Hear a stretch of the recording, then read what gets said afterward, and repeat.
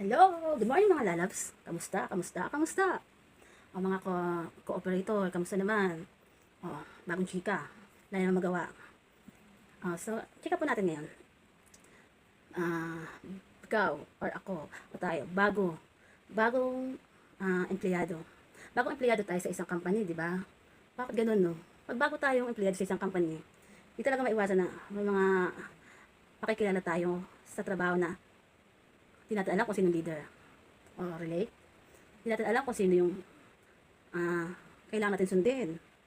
Kasi, bilang bago ka, kailangan mo sumunod sa kanila. Kaso, dahil sa pagsunod mo, masyado sila madami. Di ba, yung mga ganong eksena, ang dami nila. Paano mo sila susundin? Sino ang uunahin? Pag nagkamali ka, eto, tuturo mo si ganito. Ba't ka nakinig yan? Sasabihin, ba't nakinig? Hindi naman yan ang ano. Di ba? Pag hindi ka naman sumunod, ang sama-sama mo na. Kasi bago kayo, kailangan mo sumunod. Kaya di ba, bilang bagong aplikante, bilang bagong operator sa isang company, siguro kailangan, magmasid-masid. Kailangan ito magmasid-masid. Kailangan mo na makisama. Kahit yung tipong halos gusto mo na magmura, sobrang inis. Makisama ka muna. Kailangan yan. Kung kailangan plastikin. Makisama at pakiramdam. Kasi pag ginawa mo yun, doon mo makikita kung sino talaga ang pwede mong pakisamahan sa loob ng trabaho mo. Kung sino ba yung totoo sa'yo? Kung sino ba yung hindi nakikipagplastikan sa'yo? Di ba? Point doon. May mga may mga eksena na pag bago ka, ang dahil magtitrip dyan. Titripan ka. Pag pikon ka, talo ka. At pag bago ka naman, na babae, may mga times na mahilig kang makipagtropa sa boy. At hindi ka pa nagtatrabaho sa kampaning yun. Sa labas pa lang, marami ka talagang tropa na mas gugustuhin mo talaga yung boy itropa kasi para sa'yo. Mga totoo. Wala kasing arte ang lalaki. Pag tinaropa mo talaga ang lalaki, walang arte. Walang arte yan. Kahit anong yan, puntahan nyo o bandingan nyo, game na game yan. Pero huwag naman basta-basta, mamili ka rin naman na alam mamaya o di rin naman katiwa-tiwa na pagmumukha, di ba? Hinahinay lang din. Kung bagat, kilalanin mo rin muna mabuti. So, eksena. Hindi ikaw, girl lalo, sexy, or maganda, kahit simple lang. Pero, matropa ka talaga sa lalaki. Asahan mo. Ang tao sa paligid mo. Ang daming mata nakatingin. Lahat ng mata nakatingin na sa'yo. Susubo ka na lang nakatingin pa sa'yo. Lalo na kasabay mo, yung mga naging tropa-tropahan mo sa company. Ay, Diyos ko, asama mo na yan. Chichismis na. Lahat, jowa mo. O, diba? Panalo ka na.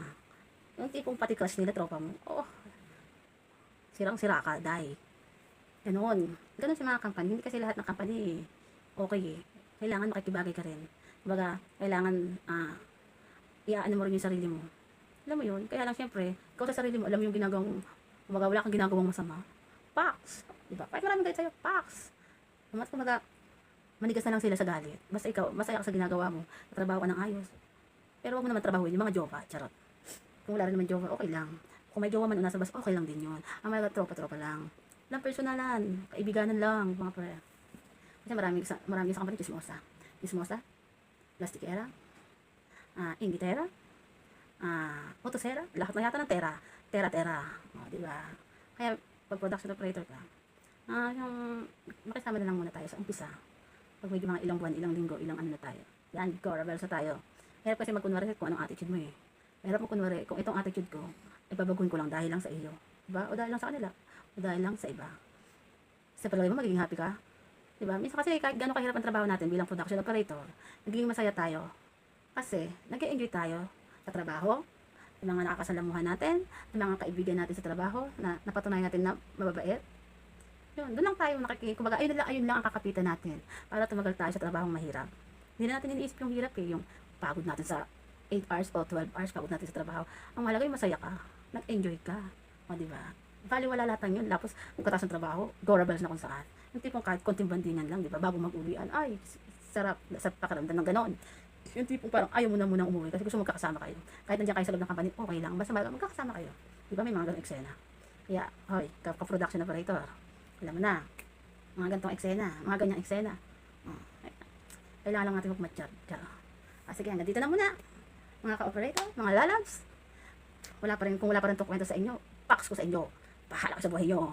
At sa mga iba naman dyan, please watch, like, and subscribe. Babush!